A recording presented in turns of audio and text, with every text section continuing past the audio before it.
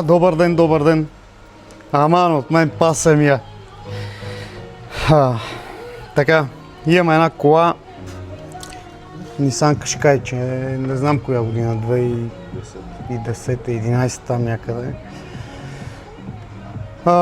Преди около месец и половина човека му прави на DPF-а и видяхме тогава, че първи и втори цилиндър дюзите не са окей. Предупредихме го, обяснихме му какво може да стане и човека вика, нека то месец да мине, следващия вика ще докарам за дюзи.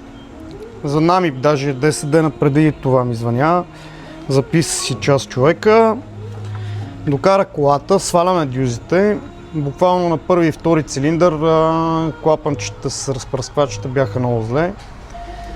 Направени са дюзите, обаче попадаме на нещо, което за втори път ми се случва, за толкова години както се занимавам с това нещо. Но тук има едни предположения. Колега, вижда ли, ще мога да фиксираш точно където света, ако виждате, има изпаднала кобилица. Изпаднала кобилица от повдигач. Така. Другата наредност, звъннахме на клиента, предупредихме клиента, обяснихме му за какво става въпрос. Клиента вика, няма проблем, вика, правите, вика да не ставаме по-голяма беля. Тръгнахме да сваляме капаци и тем подобни. Тук трябва да свалиме капака на веригата, да си я сложиме на белези колата. Съответно долу на колановия вал, тук долу на валовете, зад колановия вал, т.е. зад скорост имаш плент, който заключва маховика. И трябва да свалиме веригите, за да свалиме капака на клапаните. И съответно вала, за да видим какво се случва, защо е изпаднала тая кобилица. Втората наредност е в зацепването на мотора. Не е много голяма разликата, не е много фатална, но все пак не е окей. Около зъб и половина, 2 зъба е презацепен мотора.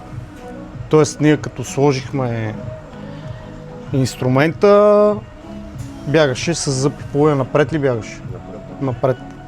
Зъб и половина, 2 зъба, бяга напред. Сега ще свалиме капака, ще видим за какво става въпрос. Колега, аз да почна да снимам, ти мога да го свалиш веднага, разхлабили ли сте всичко? Подготвяне. Сваляйте капака, дай колега, махай да видим. Сега, къде я виждахме я е. Чуй да извадим. Чек сам. Не бе, трябваше да снимам да се види как е паднала. Ето тук. Дай сега, ти я махай. Мога да си я изкараш вече. Опа, тук има още една. Тя е щупена, братле. Да. Опа, тук още една щупена. Това е право с повдигача излиза. Аз си майката. Това батко, какво става? Втора, друга има ли? Я виж хубаво, гледай хубаво. Опа, тук има някакви парчета. Парчета, мале, това трябва много хубаво да се изчисти и да се проверят колко пари са едни кобилици и повдигачи, комплект. Защото, да. Опа, е другото парче. Супер. Тук си. Намери ли? Да.